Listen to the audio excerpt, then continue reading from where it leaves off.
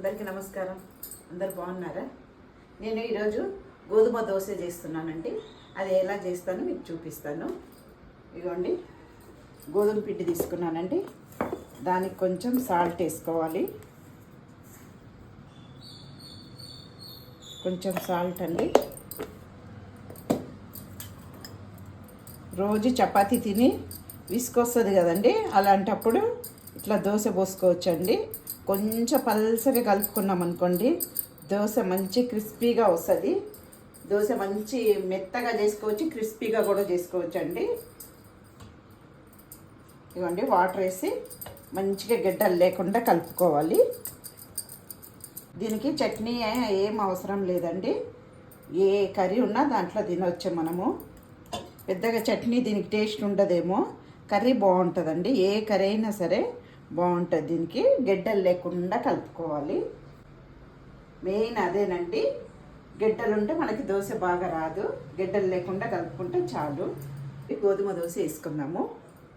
మరీ పలసగా కాదండి, మరీ చిక్కగా కాదు. ఇదిగోండి, ఈ మోతాదులో కలుపుకోవాలి. పెనం బాగా వేడెక్కిందండి. ఇదిగోండి,